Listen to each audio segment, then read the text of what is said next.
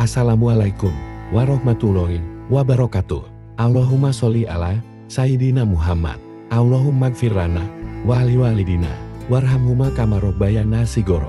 Sahabat beriman, dalam surat Al-Baqarah ayat 31 sampai 32, dengan menyebut nama Allah yang Maha Pengasih lagi Maha Penyayang, dan Allah mengajarkan kepada Adam nama-nama benda-benda seluruhnya, kemudian mengemukakannya kepada para malaikat, lalu berfirman, sebutkanlah kepadaku nama benda-benda itu, bila kamu memang orang-orang yang benar. Mereka menjawab, Maha Suci Engkau, tidak ada yang kami ketahui selain dari apa yang telah Engkau ajarkan kepada kami.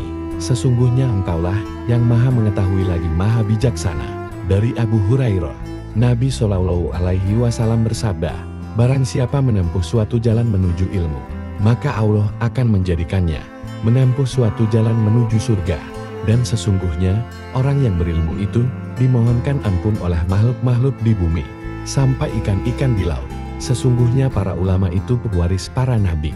Dari Abu Dzar bahwa Rasulullah Shallallahu Alaihi Wasallam bersabda, hai Abu Dzar, sesungguhnya kepergianmu belajar satu bab dari kitab Allah Ta'ala adalah lebih baik bagimu daripada kamu salat 100 rakaat. Dan sesungguhnya kepergianmu belajar satu bab dari ilmu, baik diamalkan ataupun tidak, adalah lebih baik bagimu daripada kamu salat 1000 rakaat.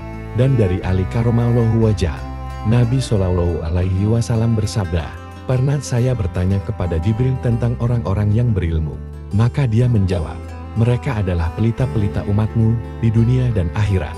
Beruntunglah orang yang mengenal mereka, dan celakalah orang yang mengingkari dan membenci mereka.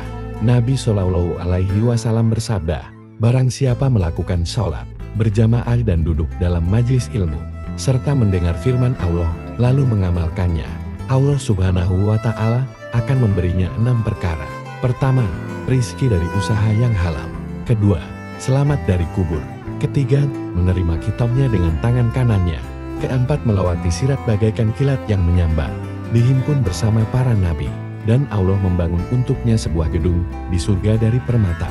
Nabi Shallallahu Alaihi Wasallam bersabda, pernah Sulaiman alaihi salam disuruh memilih antara ilmu dan kerajaan. Maka dia memilih ilmu, sehingga ia diberi ilmu dan kerajaan. Kata dari seorang bijak, kata-kata al-ilmu itu ada 3 huruf, ain, lam, mim. Ain berasal dari kata ilihin tempat yang tinggi, lam dari kata al-lutfu kelemah lembutan, dan mim dari kata al-mulku kerajaan.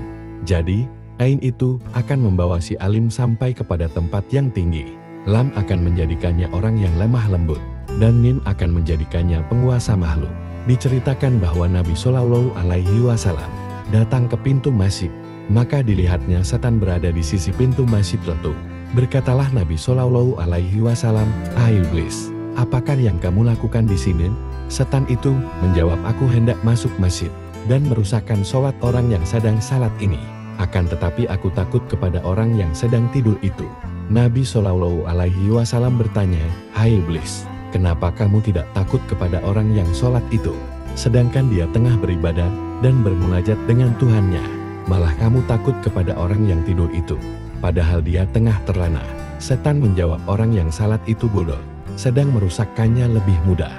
Akan tetapi, orang yang tidur itu berilmu. Apabila aku menggoda orang salat itu dan aku rusakkan salatnya, aku khawatir orang yang tidur itu terjaga dan memperbaikinya dengan segera. Maka bersabdalah Nabi Shallallahu Alaihi Wasallam, tidurnya orang alim lebih baik daripada ibadahnya orang yang bodoh. Barang siapa hendak menghafal ilmu, maka hendaklah ia membiasakan 5 perkara. Pertama, sholat malam sekalipun 2 rakaat. Kedua, senantiasa berwudu. Ketiga, bertakwa dalam rahasia ataupun terang-terangan. Keempat, makan untuk memperoleh kekuatan, bukan untuk memenuhi syahwat.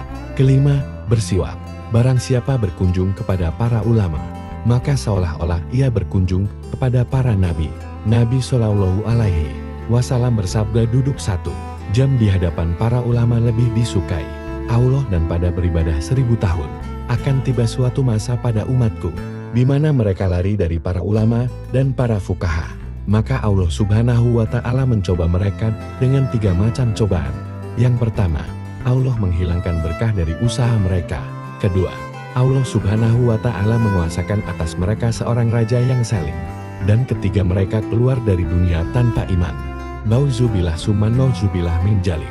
Diriwayatkan pula Nabi Shallallahu Alaihi Wasallam bersabda, apabila tiba hari kiamat, maka didatangkanlah 4 orang di sisi pintu surga tanpa mengalami hisab dan azab. Pertama, orang yang mengamalkan ilmunya. Kedua, haji yang melakukan hajinya tanpa melakukan kerusakan. Ketiga, pahlawan syahid yang terbunuh di medan perang. Keempat, dermawan yang mencari harta yang halal, lalu membelajarkannya di jalan Allah tanpa riya. Mereka berebut untuk memasuki surga terlebih dahulu. Maka Allah Subhanahu wa Ta'ala pun mengutus malaikat Jibril untuk mengadili mereka. Pertama, Jibril bertanya kepada pahlawan syahid. Kata Jibril kepadanya, apakah yang telah engkau lakukan di dunia sehingga engkau ingin masuk surga terlebih dahulu? Maka dia jawab, aku telah terbunuh di medan perang demi keridhaan Allah Subhanahu wa Ta'ala. Jibril bertanya, dari siapakah kamu mendengar pahala orang yang mati syahid? Dia menjawab, dari ulama. Jibril berkata, peliharalah kesopanan, janganlah engkau mendahului gurumu. Kemudian Jibril bertanya kepada orang yang telah haji, dan dia pun menjawab seperti tadi. Lalu Jibril berpaling kepada si dermawan, dan dia pun menjawab seperti tadi. Akhirnya orang alim itu berkata, Tuhanku, tiadalah aku memperoleh ilmu selain dengan kedermawanan dari orang yang dermawan itu, dan dengan sebab kebajikannya. Sehingga Allah berfirman, benarlah orang alim itu. Hai Ridwan, bukalah pintu-pintu surga, sehingga orang yang dermawan itu masuk ke surga, sedang mereka itu masuk sesudahnya. Allah Subhanahu wa Ta'ala pernah mewahyukan kepada Ibrahim alaihi salam, aku maha berpengetahuan, menyukai orang yang berpengetahuan. Rasulullah bersabda, sesungguhnya Allah, para malaikatnya, dan seluruh penghuni langit dan bumi, sampai semut dalam lubangnya, dan ikan di laut, benar-benar mendoakan orang yang mengajarkan kebaikan kepada sesama manusia. Sesungguhnya Allah menjadikan anak cucu Adam dengan 8 sifat. Tempat di antaranya menjadi milik penghuni surga, wajah yang berseri, lidah yang fasih, hati yang takwa dan tangan yang dermawan. Dan 4 lainnya menjadi milik penghuni neraka, wajah yang cemberut, lidah yang keji, hati yang kasar dan tangan yang kikir.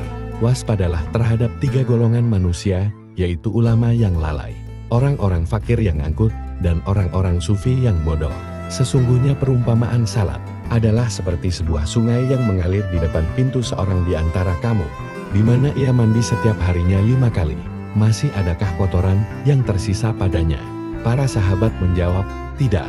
Sabda Nabi, demikian pula lah sholat mencuci dosa-dosa. Dan sabda Nabi Shallallahu Alaihi Wasallam pula teraturnya dunia ini dengan 4 perkara. Yang pertama dengan ilmu para ulama. Kedua dengan adilnya para pemimpin negara. 3. Dengan kedermawanan orang-orang kaya. 4. Doa orang-orang fakir. Tidak ada ilmu para ulama niscaya binasalah orang-orang yang bodoh, dan sekiranya tidak ada kedermawanan orang-orang kaya niscaya binasalah orang-orang fakir, dan sekiranya tidak ada dua orang-orang fakir niscaya minat salah orang-orang kaya, dan sekiranya tidak ada keadilan para pemimpin negara, niscaya sebahagian manusia memakan sebagai bagian lainnya, sebagaimana serigala memakan kambing. Sabda Nabi Shallallahu Alaihi Wasallam, barang siapa membelanjakan 1 dirham kepada orang yang mencari ilmu, maka seolah-olah dia membelanjakan emas merah sebesar gunung Uhud di jalan Allah Subhanahu wa Ta'ala. Semoga bermanfaat. Wassalamualaikum warahmatullahi wabarakatuh.